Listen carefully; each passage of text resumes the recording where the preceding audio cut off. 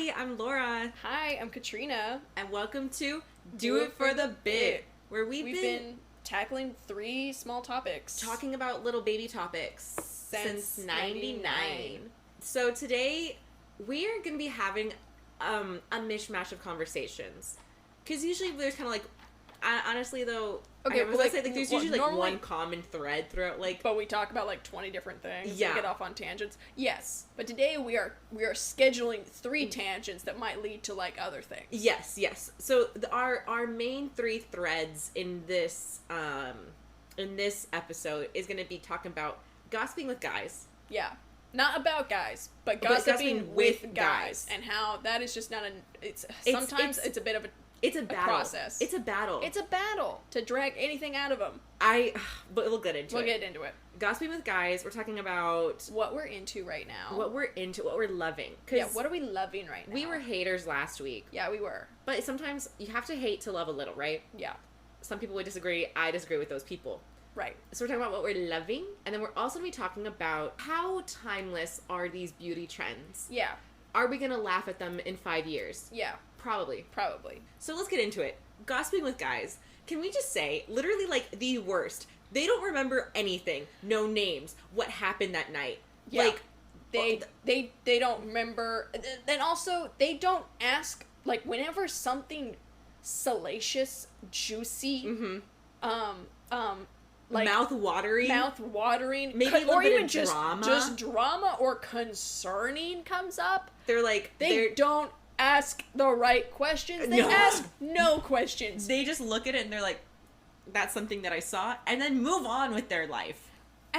Literally, I genuinely, I am not a big supporter of gossip, right? No, but the thing is with gossip, sometimes it's not gossip, it's just not even gossiping with guys. Yeah. Doing a debrief with Doing guys. a debrief of social situations, which some people might say is a roundabout way of saying gossiping, but I disagree. Because I'm not talking bad about someone, I'm just telling you what they did. I literally just need the story, and I need their facial expressions, I need their tone. I need the weather outside. I need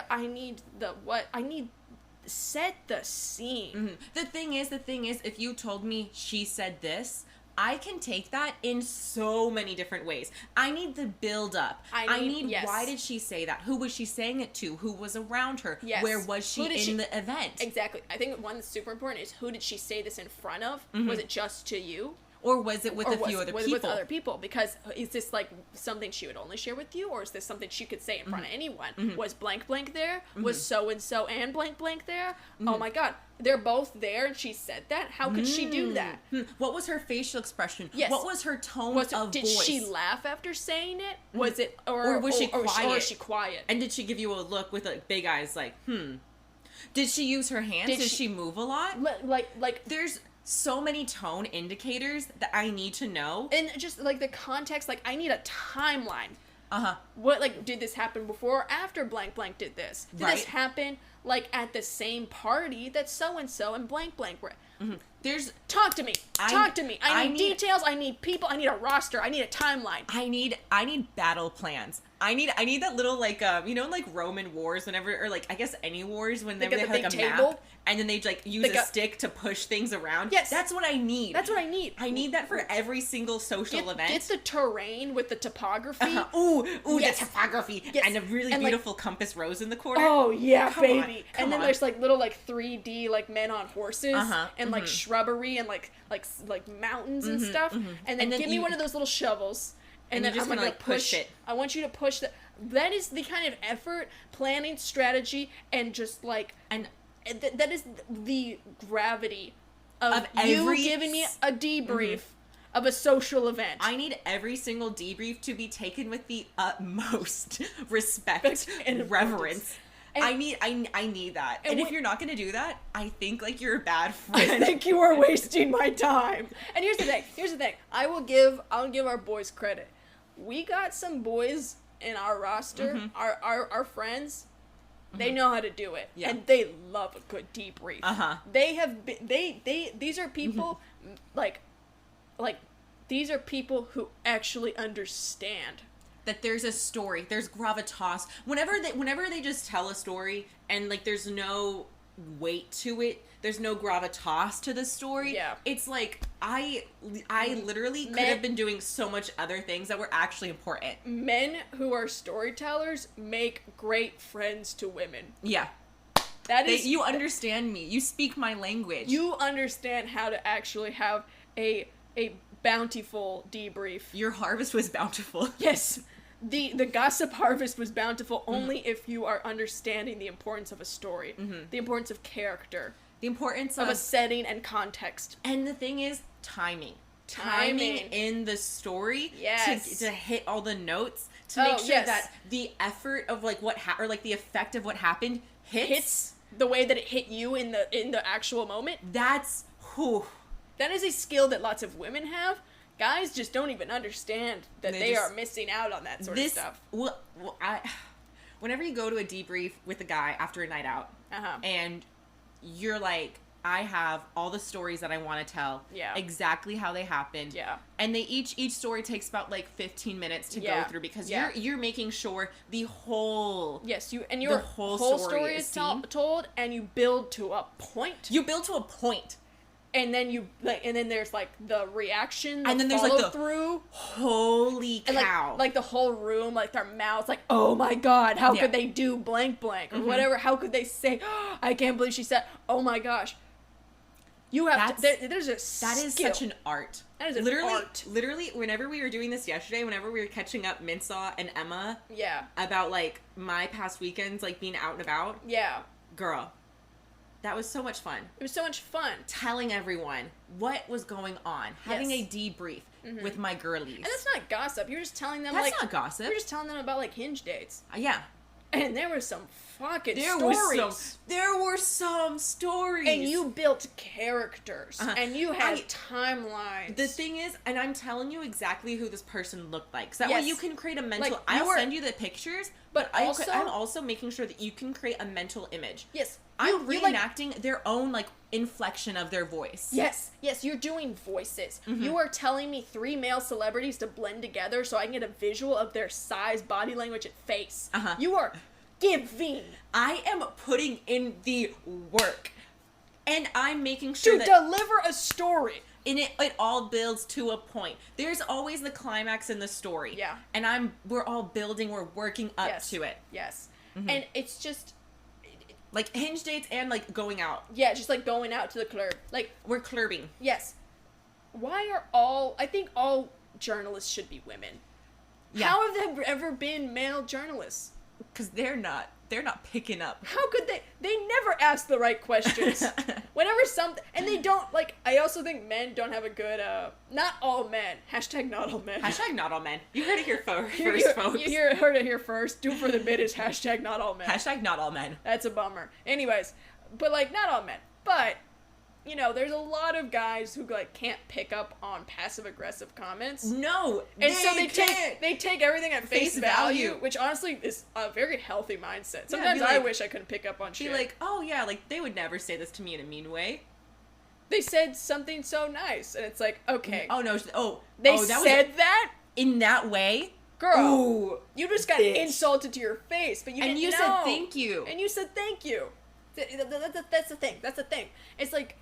They can't pick up on the little... They can't pick up if someone's being punty. On the minute. Yes. The minute little details. Yes. But it's like the tone of voice. It's the... So you can say something... It's the mise en scène. It's the mise en scène. it's the cinematography. Yes. Yeah. Yeah. Because, like, okay, like, guys... The thing is, though, our guy friends that are actually good at gossiping and debriefing on social situations, a lot of them are storytellers. Yeah. And a lot of them have anxiety, so they do pick up on that.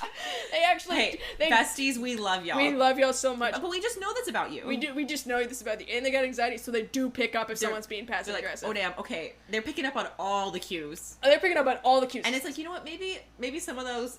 Some of them are not important, actually. Some of those might actually... You're okay. They didn't mean it. It didn't mean anything. You're okay. You're gonna be alright. It's alright, King. But, you know, there's also a lot of guys in our life where they don't have any anxiety and they're not storytellers, which is fine. In fact, probably very healthy. Yeah. But I'm like, they said that? And I was like, well, what else did they say? Did you ask them, like, obvious follow-up question? And they're like, oh, I didn't even think to ask obvious follow-up question. It's like, what a waste! What a waste! What a waste! Oh, but what a waste! If we could have just made something from this. Hereditary quote. No one does anything in this house. I don't remember the quote. Don't you swear at me, you little shit! Don't you ever raise your voice at me! I am your mother! Anyways. God, you know what? Maybe I should be her for Halloween. Oh my god, I love Hereditary. It'd be really fun. Oh my gosh, I could be the headless little kid. Yes. Besties costume! Couples Halloween! But like... I could be the husband, I could just be on fire all night. Or, no, it's too classic to be the son. It's too... Yeah, that's been done. Everyone does that. Yeah, does the broken nose and wears the crown. Yeah. Like, either commit to being the headless kid, or being the on-fire head husband. Or being mom. Oh, someone's gotta be mom. So, hey, you know what? Someone has to be mother. I'll be mother. Yeah. That's a great idea. Thank you. Anyways. If anyone else steals that, yeah, I'm gonna kick your ass. If any of you chumps dare dress as a horror movie character for Halloween... That's been out for 5-6 years now. It's been out for a very long time. Laura's gonna kick your ass. I'm gonna come to your house, I'm gonna kick down your door and be like, where are you, you little shit? I am your mother. Anyways. But so, yeah. Have fun on Halloween. Have fun on Halloween. Happy August. We're in San Antonio right now. Yeah. Oh yeah, we said we're in San Antonio. We're at my house right now. Yeah, we're at Laura's house for this recording, which we forgot at the top of the hour. We normally tell you where we are. Today we're in San Antonio, having a lovely time. It's really nice. It's really nice. Also, shout out to the front family. The oldest daughter, or not, the middle daughter is going to college, and we got to go hang out with them and eat really good dinner. Great dinner. Good dinner. Good dinner. Good dinner. And then play a lot of board games, and it was awesome. So shouts to them. Because Laura lives in like in a little like casita, so she like lives like in like her own space, but it's like attached to this front family house. But it's in the back. It's in the backyard. Yeah, and the front family that owns like the house, they're awesome. They're great. That's Laura's living situation and her neighbor's situation.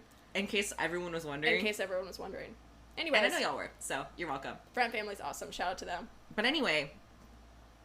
Men. And it's just so frustrating whenever, like, you are doing the work to, like, get all the information, because you're like, oh, I know in the morning this is gonna pop off. Yeah. I know in the morning I'm gonna get everyone together. Like, literally. And we're gonna go through it. Because it's, like, party or, like, social event happens. Mm-hmm. And then the next day, your actual group of friends, gets together and has, like halal food for lunch. We would our thing was halal food or pho. Or getting pho, yeah. Okay, it would be me. Or like we'd get a shawarma or something to go, and then like go to someone's house and like sit around and debrief. I have to say, there is honestly no thrill like being in our favorite pho restaurant in Austin. Yeah. Going through the night. And the thing is, because everyone in our little debrief circle is so good at it, we're catching it from angles. Yes. So then we're all adding onto each other's stories. We're like, oh, you saw this. Well, guess what? Well, when you were in the bathroom, this, and this happened. Boom. Which creates so much more complexity and flavor and levels up the story infinitely. And it's like, and like even adds more context, because it's like, girl, but did you know that this from like 3 weeks ago happened? So that explains why this, and this. Mm-hmm. So and blank weren't in the same room. And it's like, oh my God, like, I picked up on that, but I didn't know that. And so that's why. And we all put it all together. We're literally like investigators. We're literally like, we have our little like trench coats on. Yes. We have our magnifying glasses. Yes. And we're looking at the clues and the details. Wooden pipe. If you will. With tobacco. And we are just... Oh, I wish it was with the bubbles. Or with the bubbles, either one. And we're sitting in a Vietnamese restaurant, and we are putting together an intricate web. And it's so fascinating. It's fascinating. It's fun. And, you know, it's just not that hard. Why are so many guys so bad at it? Mm-hmm. They're like, oh, yeah, she said, you know, you were nice. And I'm like, she said I was nice? That means nothing to me. That literally means squat to me. That's a nothing burger sentence. Donut to me. Donut. That means donut to me.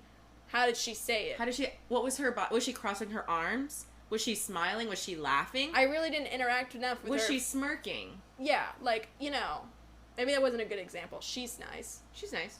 Like, or was it just like, oh yeah, she's nice? Yeah. Was it she's nice? Like, oh, she seems like, I don't know, nice. Whoa, what was it? What does she think of me? I must know. I must know. If someone's talking about me, I want to know. It's so my business. I must know. I must be liked by everyone in the room. I was gonna say, I don't care if you like me or not, but as long as you're talking about me, good for me. That's a great point. I don't operate that way. If someone in the room hates me, it makes my tummy hurt. You know what? That's also maybe that's a little healthier. I just don't, I'm like, well, whatever. If you don't like me, that sucks to suck. I feel that If you don't like me, I don't get it. What's not to like? I know, it's like, damn, that must be sucks for you. That must be a you problem. Because I can't be doing anything wrong. It must not be me. There's got to be like 3 people listening who are like, oh my god. No, I have reasons. I have reasons. There's someone listening like, I'm hate listening right now because you suck.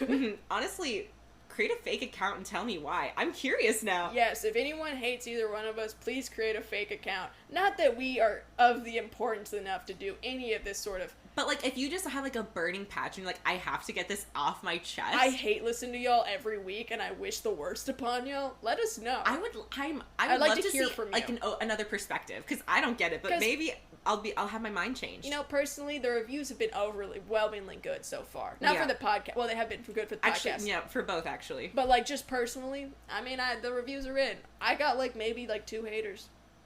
Ooh, okay, work. I think I got, like, 2-3 haters. I don't know. It's not justified. I'm trying to think. Do I have any haters? Probably. No, we have like a couple, but they're just. You do? But yeah, I mean, I got like 2 haters on the roster, probably. Maybe I got like 1 or 2 out there. I'll be completely honest. Y'all don't take up my headspace, so yeah, I'm chilling. It's all right. Picture me, like, laying down like a Roman, just kind of, like, vibing. Like, eating grapes? Yeah, like, that's me. That's you. 24/7. Like, when you're hating, like, that's how little affects Laura. She's lounged like an emperor. I'm feeding her grapes. She's not even feeding herself. Like, that is how unbothered Laura is. I'm just chilling. But if you are a hater, we are curious what the reasons are. Yeah, you know what? Maybe I did something wrong. I can always grow as a person. I'm fully capable of growth. That's one of the things I love about me. Right? I can love who I am and know that I can always do better. Yeah. And it's always like such a surprise because it's like, holy shit, you're even greater now? I know, right? It's like, damn, I thought you were awesome, but now you're like even cooler. Holy cow. I contained that ability. Women contain multitudes. AKA the multitude to level up every year. Yes. We contain multitudes as in multiple levels and we will only get better. I'm on a roller coaster that only goes up, my Boom. friend. And that's a terribly boring roller coaster, but it's what you got. Hey, what can I say? Yeah. But anyways, gossiping with guys.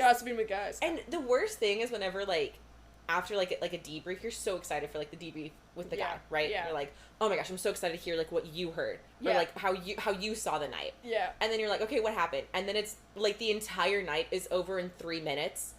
Not even 3 minutes. They just like a couple seconds. And it's just like they're like, oh, we went here and then like that was fun and then like we did that and that was fun and then I saw hey to that person and that was it.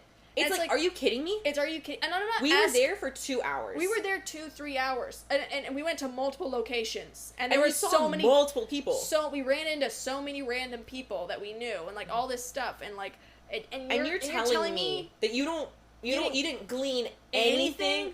Positive or negative. I'm not searching out and sniffing out drama. I want to know. I just want to know what happened last night because it's interesting. And I want to know what my social ecosystem how it's changing. How it's changing and evolving.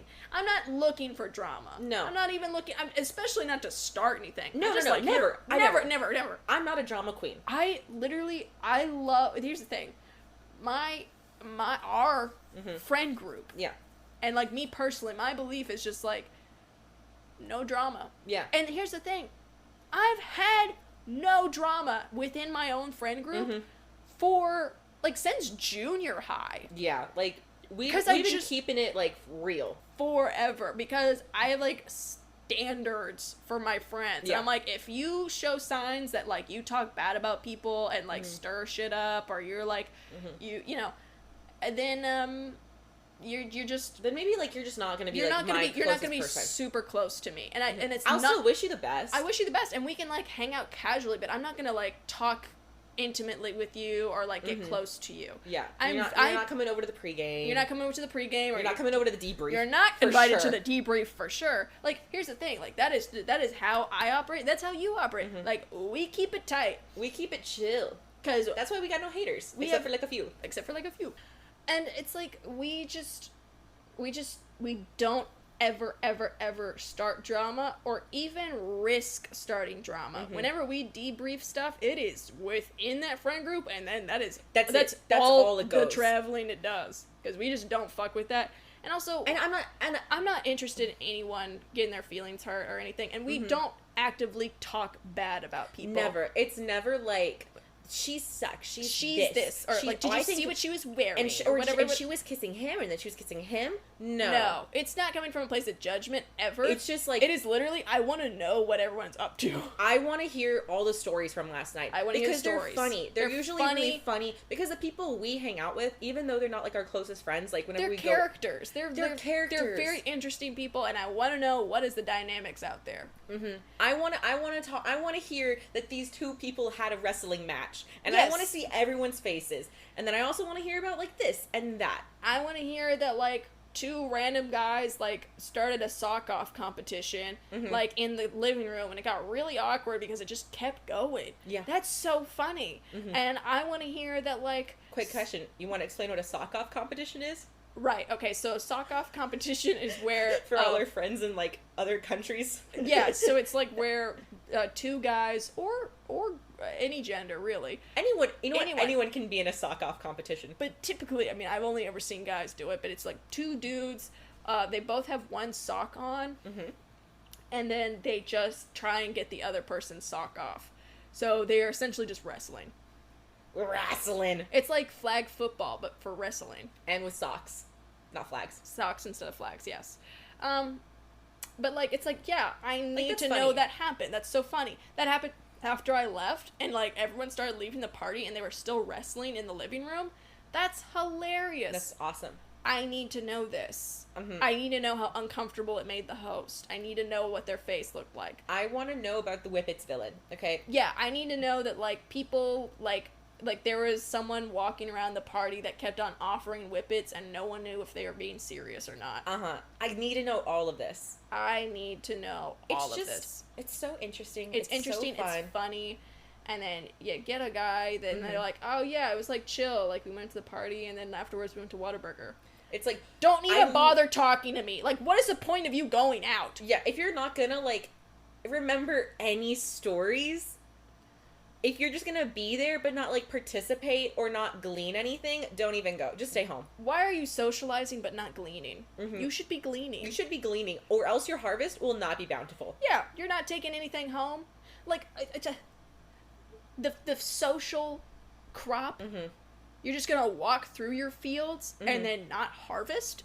Like, and not go home and eat with your family? Jebediah would be so mad at you.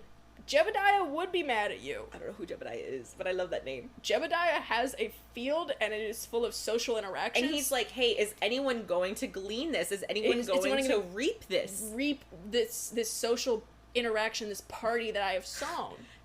Put the sow in social. Exactly. That's awesome. That's awesome. Really stretching this metaphor here. I'm obsessed with it. If there's one thing I'm going to do, I'm going to take it a little too far. If there's one thing we're going to do, it's going to be taken a little too far. It's going to, like, beat that horse in the ground. We're going to do it for the bit, and then we're going to do that bit over and over and over again until it's so abstract it has lost meaning. I kind of love that, though. Yeah. Keep everyone on your toes. Right. So, yeah. Basically, I don't understand the point of going, like, because, like, going to a party or, like, going to a social function, fun. It's fun. You get to see people. It should be that you get two big fun things out of it. It's a 2-for-1 combo. It's a 2-parter. It's the actual event, and then it's the next day. Actually, it's a 3-for-1 combo. What's the third? Getting ready. Getting ready. There's nothing Men like getting... also don't really get to enjoy that. Exactly. I feel bad for them. But there's nothing like being in, like, the bathroom with your girls. You're drinking a little drink. Yeah. And then you're like, we should do shots. And then you do, like, one shot, and you're like, oh, that was too much. And then, like, you know, you're doing your eyeliner, you're putting on gems, and then you're like, okay, you grab your shoes, but you're running late to the Uber because the Uber's already there, and you thought you had 3 more minutes, and you don't. It's already there. It's already there. Like, getting ready, so much fun. Going to function, so much fun. Getting food after the function, so much fun. Debrief the next day. You go to bed full and happy. Yes. You wake up around, like, 1, starving and dehydrated. And your head hurts. So you pop a little Advil. You drink water, you get Advil, and you go to the Vietnamese restaurant. And you put on, like, the worst outfit you've ever seen. Because you haven't done laundry in 3 weeks. No, you haven't done... This makes us sound like we're really big partiers. We're really not. We're really not, actually. We're actually not. Like, we both are, like, fully grown adults. Yeah. But, like... Even in, like, college, like, we weren't, like, really, like, huge partiers. No. We go... Like, we would go to functions. When we say...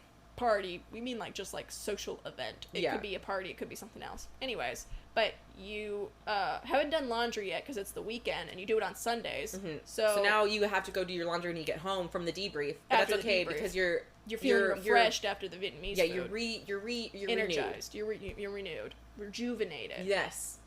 You know, you're in basketball shorts and a big t-shirt, no bra, and you're sweaty, and it's awesome. It's awesome. Your pores feel completely clogged. And you're just letting the steam from the pho just open your face and cleanse you. And you take that first sip of the broth and you're like, oh, I'm okay. This is awesome. And then the thing is, the only way to do it is if you have to. There's no doubt about it. You have to wait for the food before you say anything. Oh, yeah. You kind of are like, no one's even, like, fully awake. Like, you know, you're, like, doing, like, whatever. You haven't really said any full sentence yet. No. The only full sentence is, I would like the pho with meatballs and rare steak. Yeah. With Vietnamese coffee and egg rolls, please. Yeah. That's the first full sentence you said all day. Yeah, everything else has been kind of, like, grunts or moans. Once that meal has started... Oh, floodgates open. Floodgates open. We are storytellers. And it is so much fun.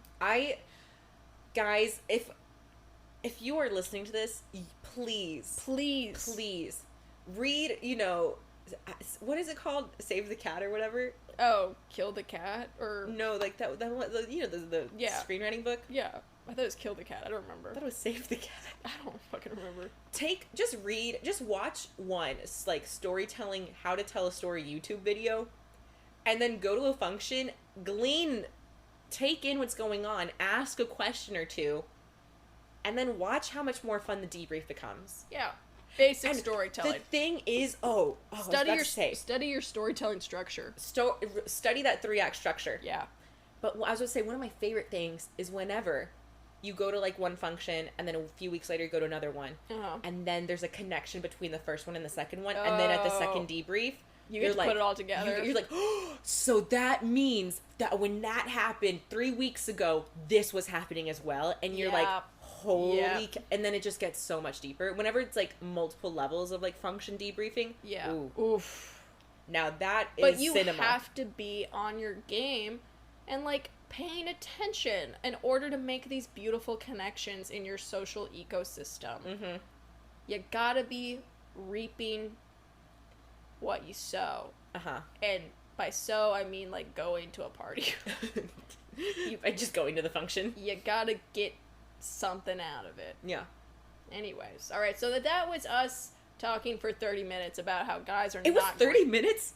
Yeah, it's been 30 minutes. Oh my gosh. That was a full half hour. Guys really are not great at telling stories, except for we have our guy friends are good at it. So, but this is just, I'm just trying to help you. You know what? Like, this is coming from a place of love. Yeah. I'm trying to help y'all out. And the thing is, you'll have so much more fun. Guys, if you do, like, give more to, like, the debrief conversation, you will get more in return. Yeah, because then you'll know what's going on. It will make everything so much more richer. Whenever guys figure out that, like, people are passive-aggressive sometimes, that's like, gonna be such a bummer for them. They're really gonna understand. It's gonna open their eyes. They'll be like, oh, she didn't mean what she said at face value? Aww. And I have to be like, put a hand on their shoulder and be like, yeah, I know it sucks. Sometimes people do this. I try my best not to because I hate it. Yeah, it's like, I'll just say what I mean. I don't like passive-aggressiveness, but it doesn't solve anything. It does not solve anything, but sometimes people out there do it. I'm sorry. Gotta use context. So yeah. This is just a wake-up call. That's, yeah. You will get more out of life if you stretch each social interaction or, like, social situation into, like, 3 parts of fun. It's awesome. It's amazing. Anyway, moving on to our next topic. What are we into right now? What are we into right now? Katrina, you go first. One of my friends, Emma Goldstein, she was, like, talking about the Dune books and how Zendaya's character in the movie, they, like, changed how her name's pronounced, and in the book it looks like it says, like, I think it's Chani, and that's how they say it in the movie, but then the author of the books was like, no, it's actually Cheney. Cheney? Like Dick Cheney. Like Cheney. It's kind of funny. I think that's so funny. And I'm into that right now. How they changed her name? Just, like, the Dune books in general. Like, that's what I'm into right now. I don't want to read them. I don't really care about the movies that much. No. That's what I'm into right now. The thing is, I'm very much like I want to read it before I watch it, but that did not happen with Dune. But I want to read Dune because, like, it's, like, you know, kind of like an institution. It's a thing. Like, it's like tried and true. People love it. And, like, the thing is, I actually, like, don't want to read it. I actually don't want to read it. I like the aesthetic of the, like, I think they seem cool. I love sci-fi. I love reading. Yeah. But I think I like more, like, girl sci-fi. I like girl reading. Yeah, I don't like sci-fi whenever it's just, like, a metaphor for the Middle East, and then it's just in space. I'm like... It's like, okay, well... I just rather read about, like, problems in the Middle East. Can I just say, I hate the names in Dune. They suck. What is his name? Paul? What kind of name was Paul? Paul. And then I think someone else's name was, like, Danny Idaho. Oh, that's like... Are you kidding me? Danny Idaho. That's like that's like a... That's the most Midwestern name ever. It's like a drag king name. Oh my gosh. That would actually be awesome. Danny Idaho? Yeah. Oh my god. That's awesome. I love that.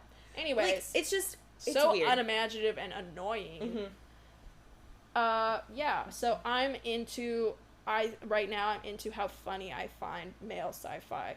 Or maybe not male sci-fi, but just, like, mainstream sci-fi that does not involve girls.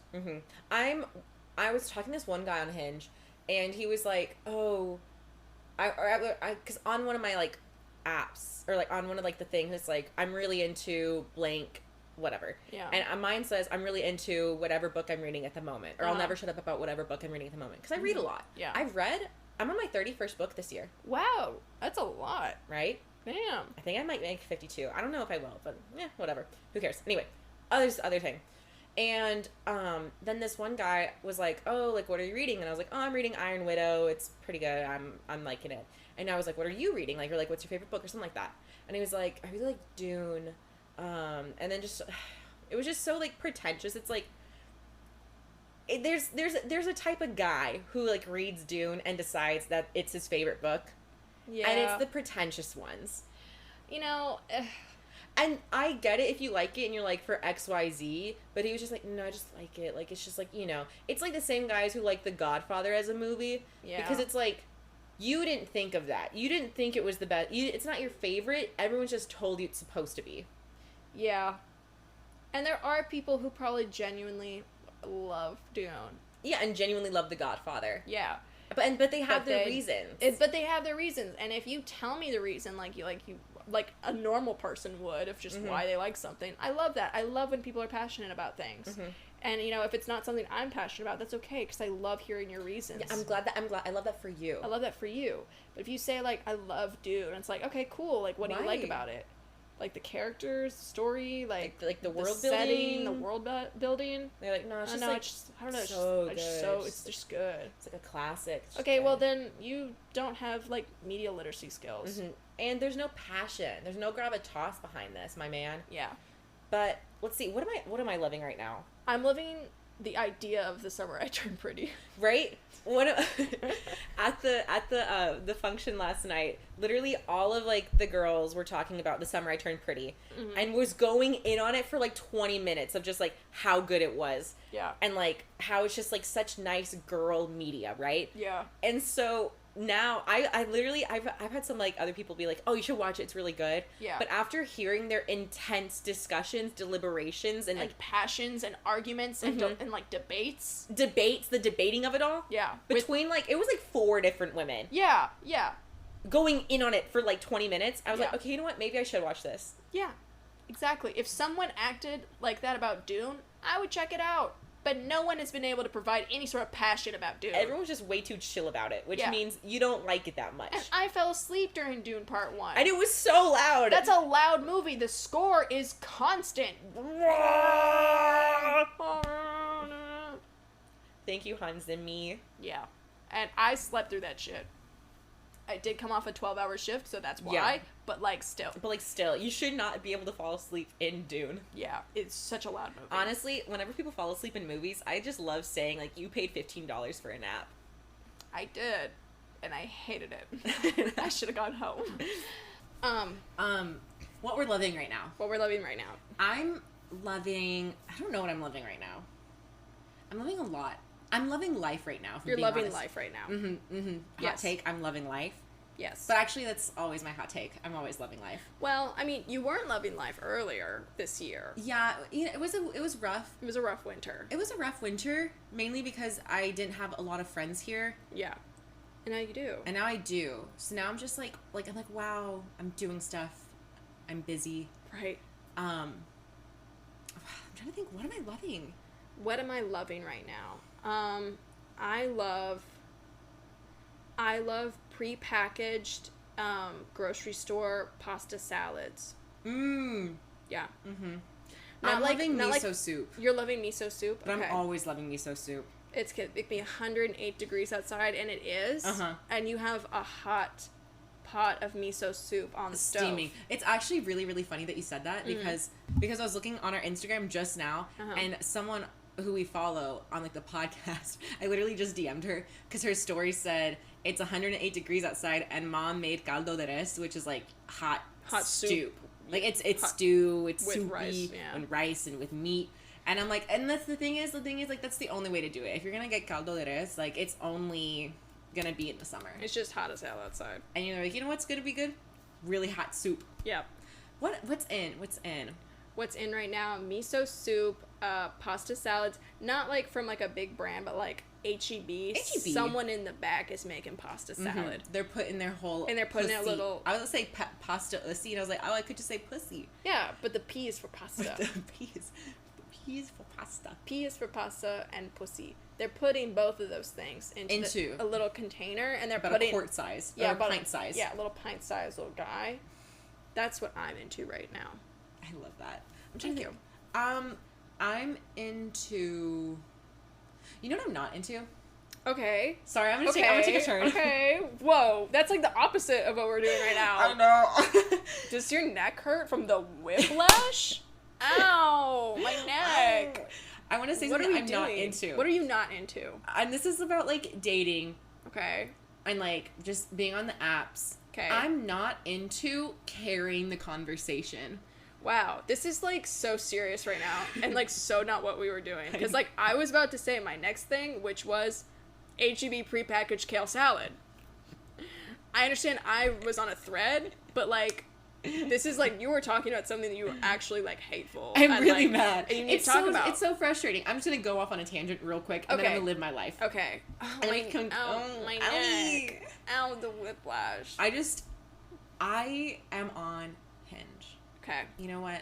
I was traveling a lot earlier this summer. I was moving around a lot. It was hard to like go on dates and like meet people and stuff. Yeah. But now I'm kind of like all like my summer travels are over, and if I do leave, it's more like pre-planned out. Yeah. But it's just so frustrating whenever like you'll see in people's like profiles, it'll be like, I hope that you can, and then they'll like enter and be like, carry the conversation. Which is a fair point. Yeah. But you don't need to make that on your profile. That just sounds... Because the thing is, if you keep having conversations end, you are the problem. You are the common denominator. You are the common denominator. Yeah. And so whenever, like, we are talking, right, we're chit-chatting, and I'm having to, like, I'm like, oh, hey, how's it going? And you say good. You know, I... That's good for you. I'm glad to hear it. If you said bad, I would feel like bad. But if you say good, hey, tell me what's so good. Yeah. For me to keep having to, like, carry the conversation. Why being am like, I pulling these things out of you to get something interesting to work with? Like, how are we gonna, like, connect if you're giving me, like, one-word sentences, or if you're not, like, telling me anything? Yeah, I'm not asking for anything deep. Just tell me something that sparked joy today. And, like, when I say, like, how was your day, I don't mean, like, how was it? I mean, like, what did you do? Like, did you have a good sandwich? Did you have a good sandwich? Did you go on a walk and see some duckies at the pond? Like, it's so easy. Did you have a funny coworker today? Did you, like... Did you like your outfit today? Yeah, like, what... Like, what did you... Like, how was your day? Good. And then I'll just keep having to, like, keep asking questions, being like, oh, cool. Well, I did this today, you know, and this is the book I'm reading. Are you reading any books? Do you like to read? And they're like, no, I haven't read since high school. Lame. You are an adult. Embarrassing. It's just, I hate having to be the one who keeps requesting information and, you know, to carry the conversation. And it's like, then why did you match with me? What do you want from this? What do you want from this? If it's like, what do you want? I'm confused. You're giving me mixed signals. Because you say, oh, I like you, well, let's match, let's talk. Yeah, I want to get to know you. And yet you're not having a conversation. And you're like, why isn't this working? Women are boring. Yeah. Whenever they're like, I hope that you're funny. No, I trust, I am funny. I hope you can keep up with it. I hope you can keep up, because I'm a lot quicker than you, probably. So why don't you just hope. Buckle up and hope. Yeah. That you can keep up with this stallion. It's boggling. I it's remember, mind-boggling. I never had Hinge, but way back when I was on Bumble, and I hated whenever one of the, like, prompt things was like, you know, I hope you have a sense of humor. Yeah. And it's I'm like, I do. I do. Do you? Do you? Because whenever someone says that, like, that is, to immediate me, red flag, because it gives, you don't think most women are funny, and you're looking for some sort of gem who has a sense of humor. Or is it... And also, you're not looking for you're not interested in funny girls. You're interested in girls who will laugh at your jokes. You want a girl who will laugh at your joke. You want a girl who has... And I do think compatible senses of humor, very super valuable. Important. So if someone's not funny, it's literally like, I'm not going to be able to connect with you. Yeah, I think that is, like, a valid thing to look for. If someone with... But saying... Like, saying, I need you to have a sense of humor implies to me, like, that you don't think any women are funny. You don't think any women are funny, and maybe women don't think you're funny, and you're looking for someone who's gonna laugh at your shitty jokes. And guess what, buddy? That's just not gonna happen. It's not gonna happen. Sorry. Not. Anyway, I just had to get that off my chest. Literally, that is some advice to guys out there on their dating profiles. We're just doing, like, a guy advice episode. We really are.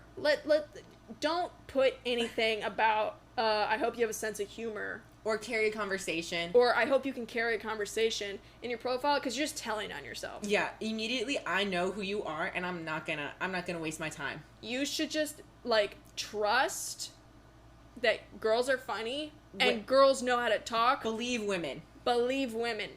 Women's stories matter. They just matter. So, anyway, I just had to get off my chest. That's something I'm annoyed about. Yeah. And that's something I don't like. Yeah. It's kind of like that thing where it's like, people have, like, made the discovery that guys send, when they send, like, memes and, like, funny posts to people, they send them because they think they're funny, and then, like, women tend to send, like, stuff that they think the other person will think is funny. So they send stuff that, like, oh, so-and-so will enjoy and laugh at this, so they send it. But then guys just send stuff that they think is funny to other people. Yeah. And it's like, you know, women have been conditioned to serve, even in the most minute ways that don't matter at all. Like DMing silly posts to people. And it's because, like, oh, I think you'll like this. Here you go. We have been conditioned to serve. That's crazy. It's upsetting. Also, it's also like that other thing. It's like, Do you tell jokes? So people will think you're funny, or do you tell jokes so they will laugh? Mm-hmm. It's a big difference. Big, huge. And guys who put, I hope you have a sense of humor. Mm-hmm. It's just because they want people to think they're funny. I'm doing it for the laughs. I'm doing it so I get a laugh, and then I'm doing it so you get a laugh. 2 in 1. Woo! Anyways. You know what I'm loving right now? Oh my gosh, we're back. Okay. Oh my god, we're back. We're talking about things we're into right now.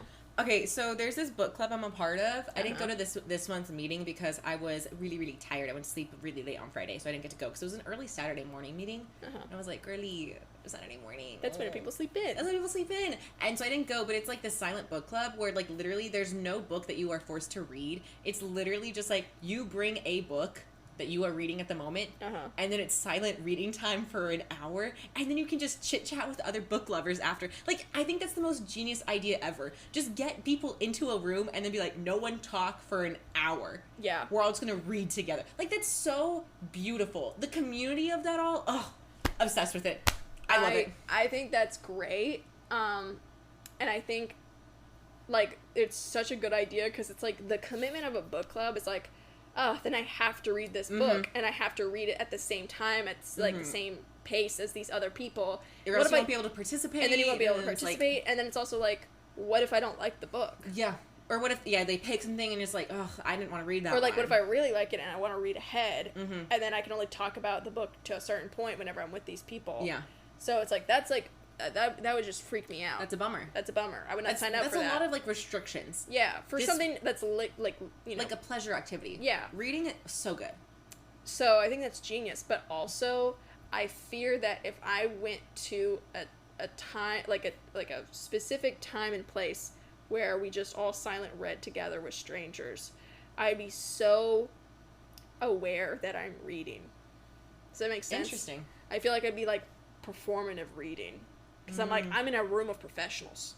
This is the big leagues. This is the big leagues. Like, these are people who are like, oh, shit, I got adult silent reading time. Saturday morning. The one day I get to sleep in. Not anymore. Because I'm reading. So these are professional readers. These are passionate people. They don't fuck around. So if I'm Take that chump shit somewhere else. Yeah, if I want to relax and lounge and, like, lay on my side and, like, you know, whatever. Can't do that. I'm in a room. Public environment with the pros. So I would be very performatively reading. I'm like, am I reading in a way that is, like, cool but casual? Am I turning my pages too slow?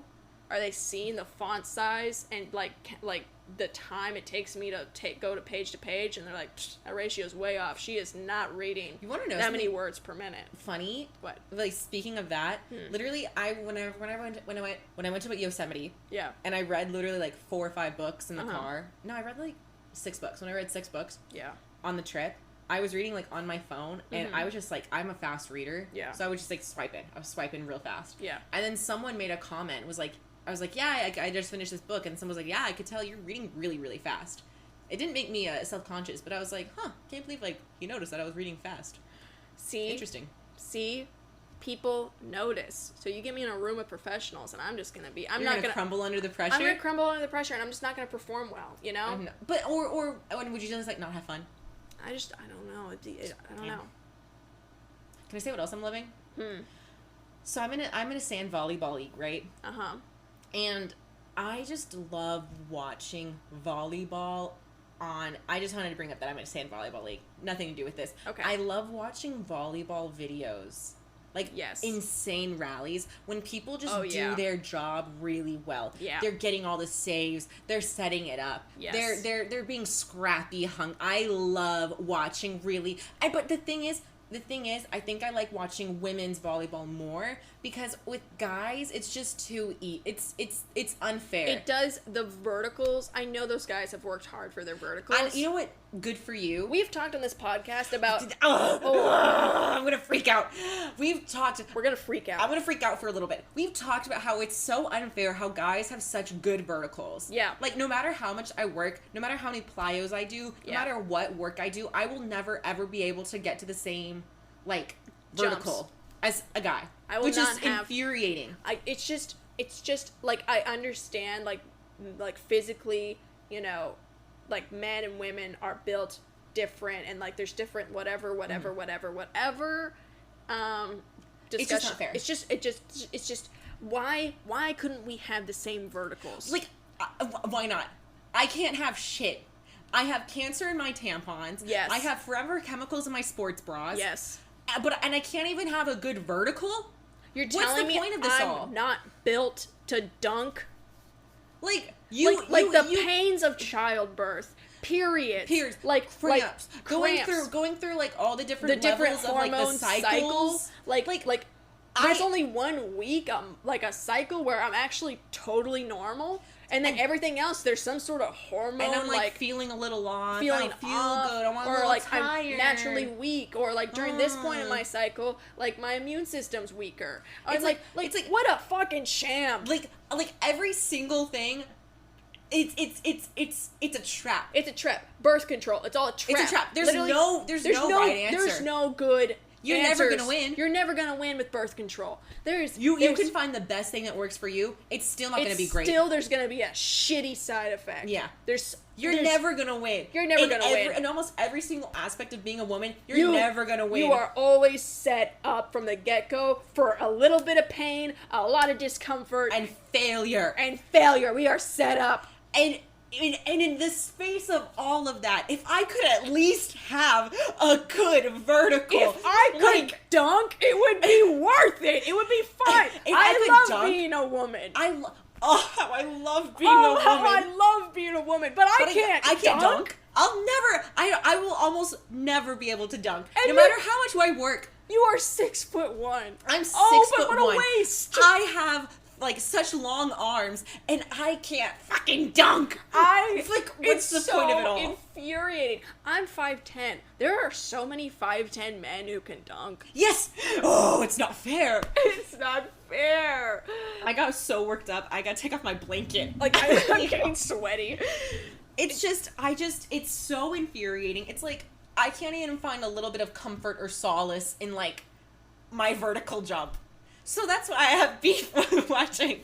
That's why I don't like watching male volleyball players, because it's like, congrats, you can jump like 4 or 5 feet off the ground. You're 6'8" and your palm is this like bigger than the fucking volleyball. Like, yeah, you can really smack that bitch into the ground. Congrats. Women's volleyball, however, I love. And the thing is also with like guys volleyball, because they're 6'8", 7 feet tall, they take up half the court. They don't have to move very far because their arm sticks out and they're already at the ball. They're fine, and yeah, there's already 6 of them, so they're fine. But with women's volleyball, you got a volleyball court. You got someone out there that's like 5'2", and she's hustling. She is hustling. She is getting all those good ups. She is doing all the saves. All the digs. She's pancaking. She is diving, throwing her body across this massive court to just get it. And then she's playing so scrappily. And then a setter who is also not that tall has to scramble over to go get that ball and set up some gorgeous 6-foot bad bitch who has a great vertical and smacks it over to the other side. And then on the other side, there's some other gorgeous 6-foot something bitch who's blocking that shit. But then, sometimes it'll go through the block, and then we got that 5'1" then the libero. 5-foot little girl over she's there. Like, don't worry. I got you, my fellow giant women. She's running. She's sprinting. So I that's why I don't like watching men's volleyball. That's why I don't like watching. I'm fully in agreement. I do love watching women's volleyball. Their rallies are so impressive. I love a good rally. I remember one time during my sand volleyball game, actually. Yes. We had a crazy rally. It was lasting so long, and then the ref was like, "That was the best rally of the night," and I was like, don't hype me up like that." Also, I like watching. I do like watching tennis rallies. Tennis rallies are impressive. Men or women. Yeah. It's because it's like, that's hard. Yeah. You're sprinting back and forth. You're by yourself. Yeah. You're covering that whole thing. Mm-hmm. Yeah. Men's singles tennis rallies, I enjoy. They're pretty interesting. And also, usually those guys are not that big. Yeah. So it's like, they're still covering a lot of ground, whatever. It's not that one. It's like, okay, yeah, then it's just you. Yeah. Oh my god, hearing that thing about like how like there's just huge percentage of men who said that they could like return a serve from Serena Williams. Yeah. It's like No, she would put that shit through your skull, dumbass. She would. You would not be standing here. You could get basically any male pro athlete, up against Serena Williams to try and return a serve, and they would get their like ass handed to them. Mm-hmm. They'd be like, some of them would probably be like, no, I don't want to do that. Because they know. They know. And you think your average Joe Schmo ass get up there, get on the line, and try and take a Serena Williams serve? I'd love to see it. I would love to watch it. I would love to watch it. I would like all the men that said yes to get in a line and just try. There's actually a video of these average guys, like YouTubers, who try to do, like, they bring in Serena Williams. Oh my god, that actually happened? It actually happened, and, like, they like, were trying to, like, return the serve, and they all were like, oh my gosh, it's so fast. Like, none of them could do it. Yeah. None of them could do it. It's so stupid. It's, like, so, like that's like saying, like, me against, like... Like, if an MLB, like, pitcher threw a ball at you, obviously you're not going to be able to hit it. Your average Joe Schmo. If Shohei Ohtani is going to, like, pitch you a ball, you're not going to be like, I could do that. I would be distracted by how handsome he is. How I love him so much. I'm like, wow. And I just wouldn't even, like, remember to pick up the bat. In his beautiful face. Yeah. I'd be like, wow, it's Shohei. Like, no. But if I was just, like, a male and, like, trying to return that with a bat, wouldn't be able to do it. Sorry, like... he's so good. It would be very difficult. Yeah. Anyways, so that's something we're loving right now. Rallies. Ugh, it's just so good. It's just so interesting. But with an asterisk, not men's volleyball. Not men's volleyball. Because, however, I will say it. Men's volleyball players are hot. Is that what you're gonna say? Yeah. I was gonna say I'd love to date one. Yeah, but like I'm not showing up to the game because it's just gonna make me mad. Congrats, babe. Like, fuck you. Fuck you and your vertical. That makes us sound like such bitches. I'm not showing up to your games. I'm not going to your game. Fuck you. Fuck you. And you're fucking vertical. Because being a woman is a scam. Every form of birth control has horrible side effects and is like a scam. So therefore, I hate your vertical. I hate the fact that you naturally have a better vertical than me. Being a woman is a scam and a setup, and I love being a woman, but I just want one thing. I just literally want one thing. Not even equal rights. The way that we're like... We've kind of missed the point a little bit in feminism. We were like, oh, everything's set up against us, so we should have a vertical. I want to be able to dunk. I know, like, some people are probably like, damn. Come on, guys. There's so many other things you could be upset about. Some feminists, like, take their microphone away right fucking now. Cut the fucking mic. Because they almost had a good point. And then they're like, oh, but what a waste. It's just not fair. Fair. That's what I'm loving right now. What else are you loving right now? What am I loving right now? Whiteboards. I love whiteboards. Don't even get a bitch started on a whiteboard. Love whiteboards. I don't have my own place right now, but when I do, I don't even know, like, if I'm going to have any decor up. I might just throw up my big-ass 6x4 whiteboard. Mm-hmm. And it's like, pictures of my friends and family can go somewhere else. I'm just going to throw this whiteboard up because that's, like, more important to me than interior design. Honestly, you have all the priorities straight. Yeah, I do. It's like, okay, ooh, what if I did a photo, a little photo wall. What if I did a gallery wall? What if I did, what if I put up some art? You know, some posters. Yeah. Maybe. Oh, like a mirror. Yeah. No. I'm gonna put up my classroom grade, industrial grade, 6 foot by 4 foot whiteboard on the biggest wall in my space. Mm-hmm. And I'm going to get the markers and the cleaning fluid and a little rag, and I'm going to stick a little hook on the wall, and I'm going to put the rag there, and it's going to be a fucking masterpiece. Okay? That's what I'm loving right now. I love a whiteboard. I have 2 whiteboards in my house right now. Thing is, they're not big enough. They're never big enough. They're never big enough. You could get me a 9x9 whiteboard, and I'd be like, it's kind of small. It's kind of small. It could be bigger. We could do more whiteboard. It's like when people say they're like, love being in my bed in my bedroom. I wish like the whole bedroom was just bed. And it's like, that's a padded cell. Uh-huh. That's me with whiteboard. I will say, at work, we have, like, meeting rooms, right? Yeah. And you can write on the walls. the walls are whiteboard. And I, literally, every single time I have to, like, do, like, a meeting, I'm like, let's get on the whiteboard. Let's get on the whiteboard. And everyone's like, why? And it's like, why not? Why are we not on the whiteboard? Why are we not on the whiteboard? It would just make so much more sense that we could just write everything out right here. Yeah. And then if we're not going to work from home, we're going to use the whiteboard. We're going to use the whiteboard. This is a perk. This is awesome. This is a reason to be here. Exactly. You want me to, like, what? Organize my thoughts on my computer? The thing is, when it's on your computer, you're thinking so much about, like, does it make sense, the flow of it all? And there's not enough space, and you can't. It's not tangible. You can't touch it, and you can't manipulate it in a way that makes sense for how your thoughts are going. Because you're limited by the zeros and the binary. Ones. You're limited by the binary. That's what I'm saying. And so then you go to the whiteboard and you can move so much stuff. But then if you move on to another thought, but you go back to another thought, you still have more space to move. You got more space. You have more space. But then whenever you write stuff, you write notes down. Boom. There's no more space on the paper. Yeah. There's no more space on the paper. Yeah. It's infuriating. But with this, whiteboard. You can just redo it. Big whiteboard.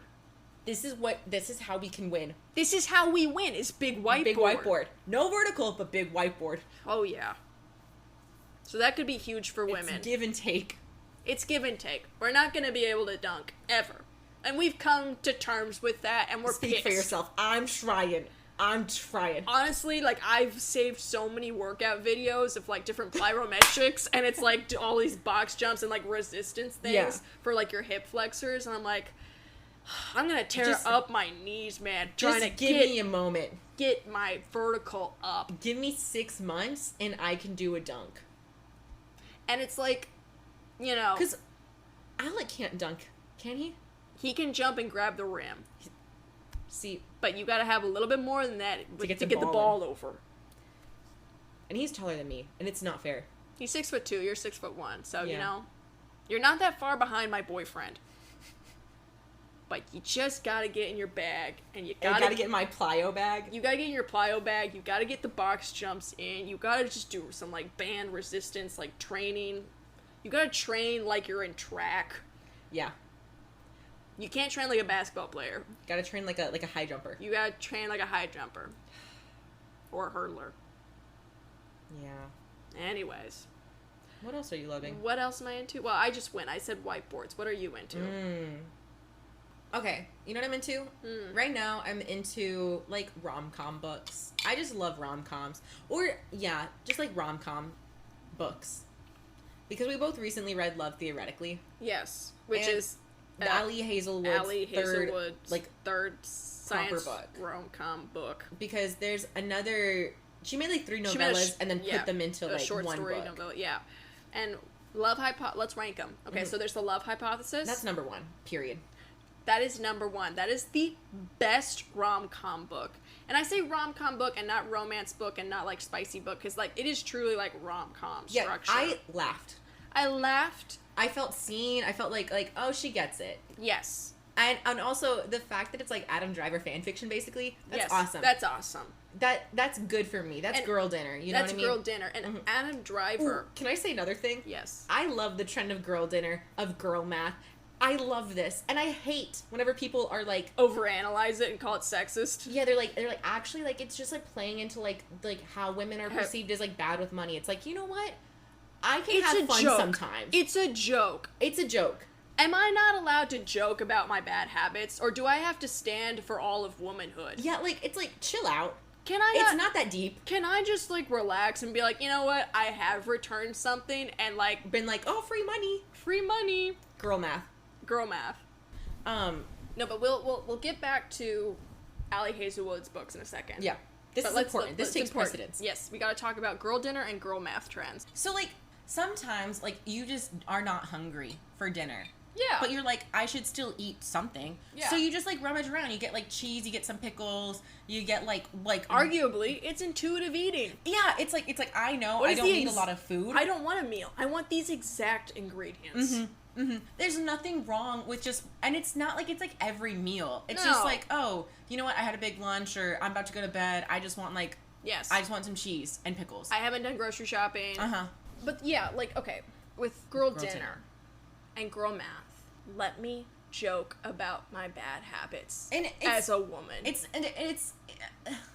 I don't want your New York Times article. Shut up with the Washington Post article. Shut the fuck up. And the thing is, stay out of our business. The people who are doing these articles aren't part of it. They don't understand it. They don't get it. You see it from like an analytical perspective, from like a high view perspective, but it's like that's just not how you're supposed to understand it. Men make jokes about having 12 beers. Yeah. And no one says, and no one releases an article. That's alcoholism. Literally, no one releases an article like how alcoholism in men is like not taken seriously, like, and then with the boys, and or it's like joked about.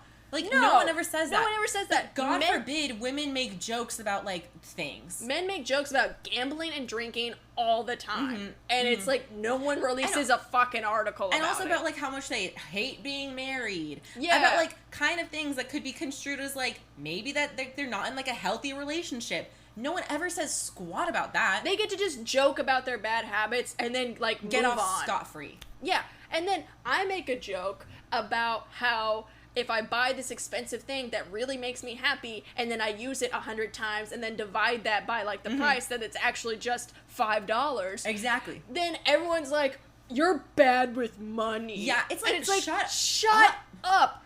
You don't understand it. Look, first of all, look at the stats. Women are better with money than men. Take your stereotypes and shut up. Shut up. I don't want to hear it. I don't want to fucking hear it. Because women are better with money than men. And we're just gonna joke about some silly things. And if we're joking about it, we're self-aware that it's not actually, like, something we, Yeah, and the thing is, it's, like, inconsequential. Yes. It doesn't matter if even though I got something for $15 and then I returned it and I got my $15 back, that's not consequential. Yes, and we make, like, a joke. Oh, it's free money. Oh, I just earned $15 because I returned something. That doesn't matter. We know that's not the truth. We're making a joke. It's called a joke. Take a joke. Take a fucking joke and let us Guys always be like, oh, I wish women were funny. Take a joke. Take the joke. Take a joke. Ugh. It's infuriating. So take your articles and literally don't. Take your articles and shove it. If you're so worried about feminism, like, maybe make some, like, legit change. Maybe, like, try to, like, make some policy change.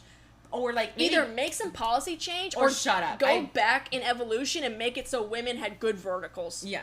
Do one of those things. Choose something. Choose something that actually matters. Yeah, instead of, like, sitting behind your laptop writing an article. Sit on your laptop and be like, oh, girls shouldn't joke about, like, girl jokes. Because it holds all of feminism back. Yeah. You know what holds feminism back? Not being able to joke about ourselves. Not being able to joke about ourselves. And basically, like, the entire, like, government system. Yes. So, like, I don't want to hear it. I can make jokes because sometimes that's the only way to cope with being a woman. Yes. Because it's a scam and it's a setup. So. And I can't dunk. It's just not fucking fair. It's not fair. So yeah, anyway. I like girl dinner. And I like girl dinner. And I would say that girl dinner is not disordered eating, it is intuitive eating. If it's, like, every single day, then yes. Yeah. But, like, sometimes you're just, like, you're too tired to put together a sandwich, so you just eat, like, the turkey and the cheese and the bread by itself. Yeah. What's wrong with that? It's ingredients. It's as long as you're feeding yourself something, hey, that's a win. Something that you want to eat. That's something. That's better than nothing. If I want to eat like a small, like, little grizzly bear, like a grizzly bear cub, and I just, like, want, like, a handful of, like, nuts. No, I literally was like, berries. What are you talking? If you want to eat a grizzly bear, and then I thought you meant, like, Teddy Grahams or something like that, and I was like, do I not know this? If I want to be, like, a little tiny, little bear cub, and I want to, yes, and I want to eat a handful of berries, and then, like, some sort of, like, meat or cheese. And then that's, like, my dinner, because I had a huge lunch, or I, like, sat on my ass all day and only worked on my laptop and didn't move physically, and I'm just not hungry. Then that's fine. That's intuitive eating. Exactly. And honestly, like, now that, like, I have a sit-down job, and I'm not, like, as active, it's like, I'm not eating as much. You're not eating as much. I'm still eating regular meals, but I'm just not eating as much, or I'm just eating, like, little ingredients sometimes. You are eating until you are full. Yes, and I'm living my best life. Like, there's nothing...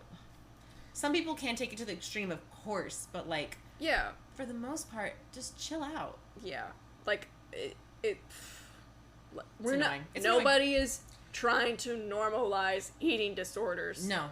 There's so many other people on the internet who are normalizing eating disorders. Yes. All the fucking time. And they're like, instead of Snickers, you can, like, put peanut butter on a date. And it's like, shut the fuck up. Yeah. If you're making me scared of a Snickers, then you're evil. Or like, whenever, you know, there's this one where it's like, this, like, woman, she's like, if you, like, go to, like, a Mexican restaurant, ask for cucumbers instead of, like, chips. Like, dude, it's corn chips. It's corn chips. They're fine. You're good. You're good.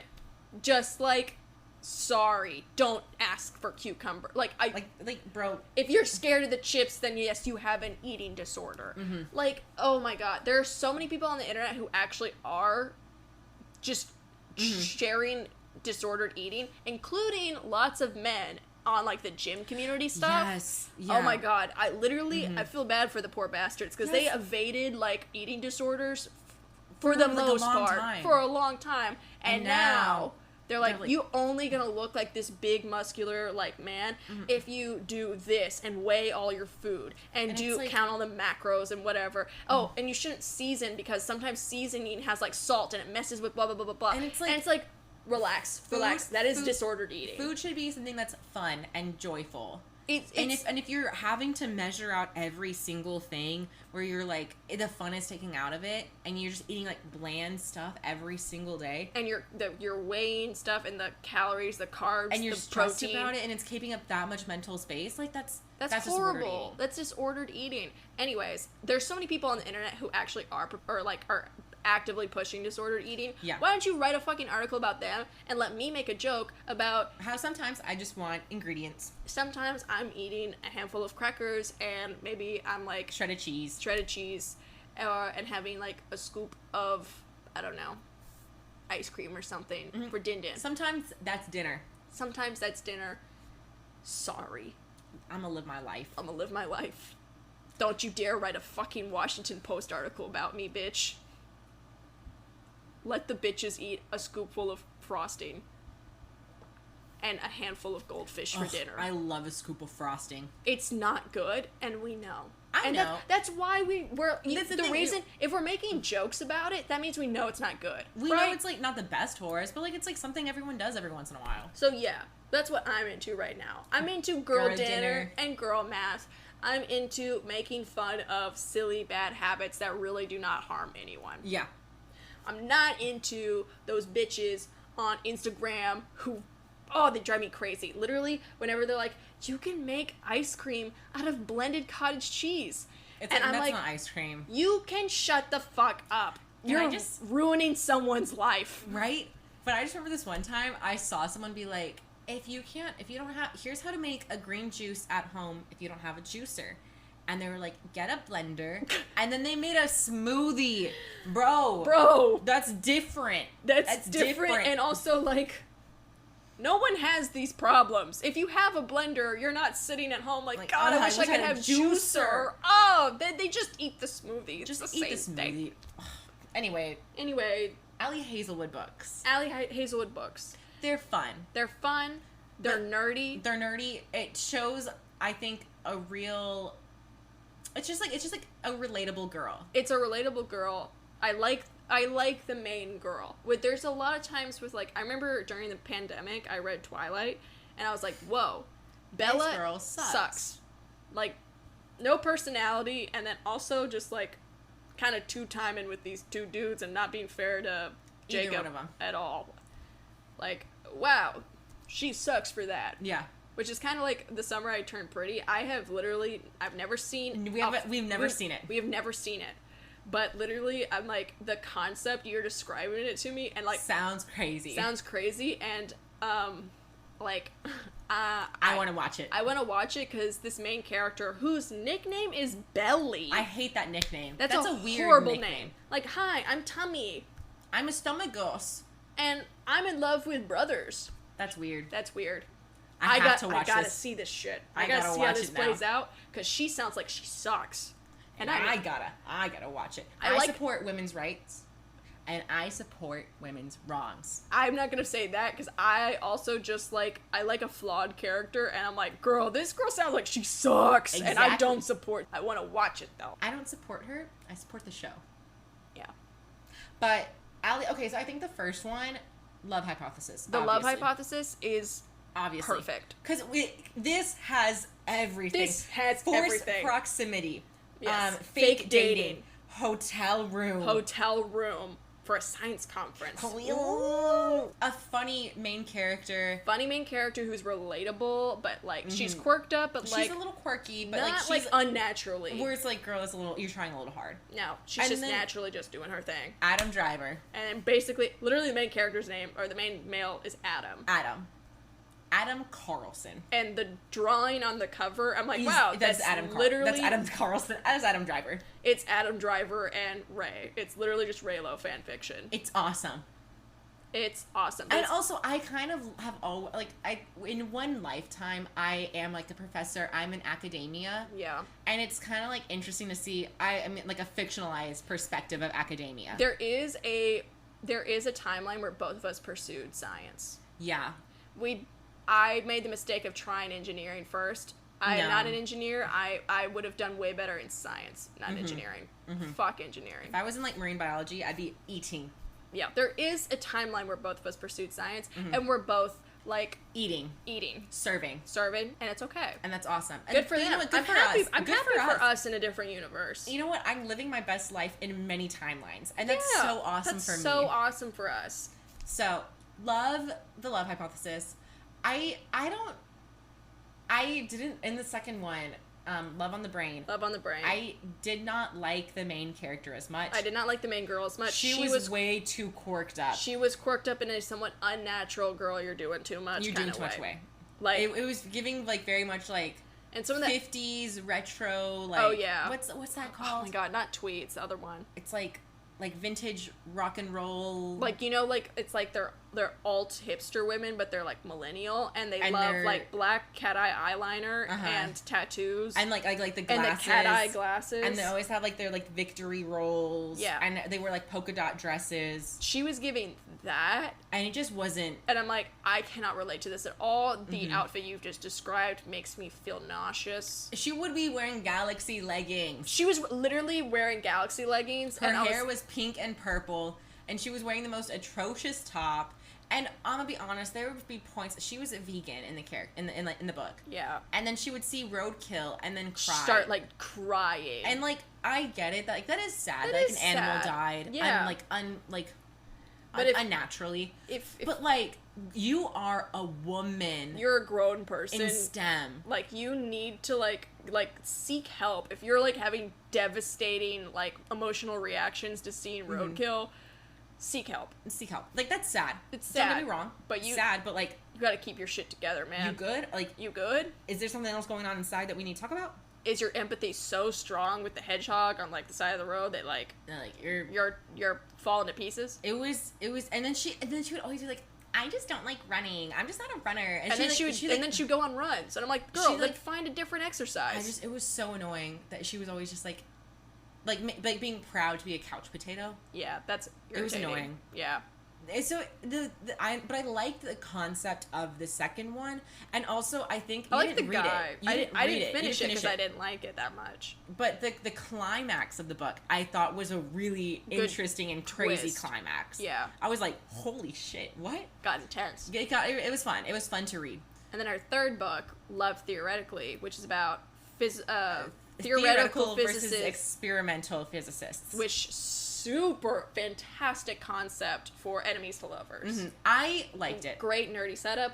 It was good. It didn't have the same je ne sais quoi, the same joie de vivre of like. It wasn't super intense, and like the stakes didn't feel too high. Yeah. But I did just like the nerdy setup of theoretical versus experimental physicists. So funny. Yeah. So cute. It was fun. The thing is, it was a good read. I finished it. I liked it. I was like, this was a good read. Nice. But it was just, the magic that is in the love hypothesis is untouched. We've given a lot of advice to the boys out there. This one's for the girls. This one's for the girls and the boys. The boys should also read it. It's a great book. It's a good book. Maybe you'll like it. Maybe you will. The Love Hypothesis, if you have not read it, it is such a good read. It's just really fun. And it's also, fun. I have to say, I do like whenever, like, in the book, so there's this, like, one part, they go to a hotel room, they're sharing a hotel room, and I just love that, like, in the book, she's like, this isn't some, like, badly written rom-com, like, there's gonna be one bed, because that's such a rom-com trope, right? Yeah. There's one bed in the hotel room, and there was supposed to be two. And I kind of love, like, that she was, like, a little self-reflective, you know? Yeah. Because, like, I love the trope, but it's like, are we actually gonna do this? And then the thing is... they did the trope and was aware of it, and I was like, you pulled this off, you pulled this off. Amazing. I'm fully in this. And, like, yeah, subverted it, too. Yeah. It's just a good book. Ugh. But, I have to say, in the Love Theoretically, I have to say, like, every girl, every main character had, like, a thing, right? Like they had their thing. Hers was liking cheese, and I was like, shut up. Yeah. Shut up. It was so cringe. It was really, like, put on thick. Well, she had two things. It was put on thick as fondue, baby. She put on thick, but she had two things. She had diabetes, and she loved cheese. Yeah. That if I was like, if there's two things I know about this character, she's diabetes and she loves, like, it was too much cheese. She's always just like, oh my god. This Pecora Romano. I would do anything for the cheese board. Like, girl. And then the main guy character would be like, I saw how you was looking at that cheese board. Like, it's weird. It wasn't like. That's what I'm saying. Like the main girl character in the second and third book. It was just a little too much. I'm like, you're laying it's a little too much. Your quirked up act. Like, the main girl character in the first one, the Love Hypothesis, she was so me. She was so naturally, unabashedly quirked up. Mm-hmm. She was, like, just, like, scrawny and a little awkward, and she was just, like, rocking, like, a Star Wars t-shirt, and, like, not in, like, a I'm different from other girls kind of way, just because that's what she's wearing. It's just... She's like, I got, clean laundry, perfect. My Star Wars shirt is that clean. I've had for 10 years. Yeah. It's like, it felt more authentic. It felt authentic, and I was like... To the character. Yeah, and I was like, this is a real nerdy girl, and I love her.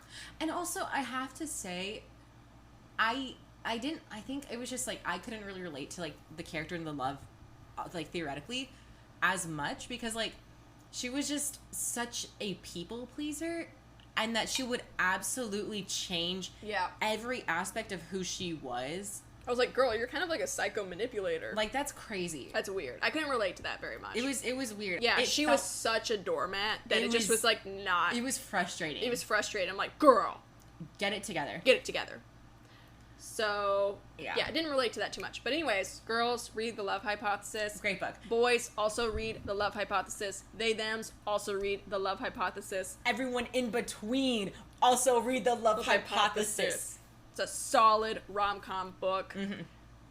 But I have to say, it's actually funny because we have our microphone resting on Love on the Brain. We do. Like, our mic stand is Love on the Brain. But that's what I'm loving. Yeah. Just a good rom-com. I had to say one more thing on rom-coms. Loved Red, White, and Royal Blue. Yeah, I knew you were going to talk about this. Movie, ass. The thing is, I get it. You know what? Gay people deserve a bad rom-com. Yeah. Everyone deserves, like, a bad, cringy rom-com. But it's just sad because the source material. They completely cut out one, like... In the book, there's, like, he has a sister named June. She got completely cut. Nora didn't have, like, any, like, memorable real part of it all. She was, like, kind of there, but not really. It was just, the movie cut out so many interesting parts of the book that it just felt really disappointing. I was very, very sad with it. I was excited to watch it. Yeah. But you know what? Everyone deserves a really cringy rom-com. Yeah, everyone does. I'm glad that, like, it came out. And that, you know, you can see these, like, characters fall in love. Because they're sweet. But I would highly recommend read the book. Read the book. If you like the movie, you're going to love the book. What else? I mean, should we move on to our third topic? Are we even going to finish our third topic? What are we at right now? Oh, my God. We're at, like, an hour and a half, guys. I think we should call it here. We should call it. Sorry, we're not going to talk about... We're not going to talk about if beauty trends are timeless. They're not. The conclusion we were going to reach was they're not. They're not. But you know what? Let's just cut the fat. Let's cut the fat. If you had big, like, James Charles eyebrows back in like 2016, 2017. You had the Anastasia Beverly Hills brow dip. Yeah. The brow pomade. You know, and you look back and you're like, damn, that doesn't look good. But now you have laminated, like, iced out eyebrows that are like, they're feathered constantly brows. Shocked all the time. And all individual hairs of cartoony. Our eyebrow, like, all the hairs of your eyebrows are pointing straight up towards your hairline. And they're glued and not moving. Guess what? In 5 years, you're also going to look back and be like, wow, that looks really stupid. Really, damn, I messed up. And you know what? You're right. You did. You did. But that's okay. And that's okay. You're having fun. Because you know what? what? You're living your life. You're living your life. You're having fun. You think it looks good now, so you're happy right now. But it's not timeless. It's not timeless. I'm sorry. I hate to break it to you. Come to terms with this. It's not timeless. And that's okay. And that's okay. All right. That's a wrap on this episode. That was a really long episode. It's a very long episode. Well, thanks so much for tuning in, y'all. If you could please share this with who you think would enjoy. Share this with guys who need to be better at debriefing and gossiping. But share this also with your friends, your girlies, your besties, your enemies, your lovers. And then also, if you could please rate us 5 stars on whatever platform you're listening to us on, that would really help us out and we would greatly appreciate it. And then we have some fun stuff cooking up on our social media. So you should follow us on Instagram at Do It For The Bit Podcast. Check out our Pinterest at Do It For The Bit. And we also have some other fun stuff coming to our YouTube channel. So go head on over and follow us there at Do It For The Bit Podcast as well. Everything should be linked, so I got you. All right, bye. Y'all take care. Bye.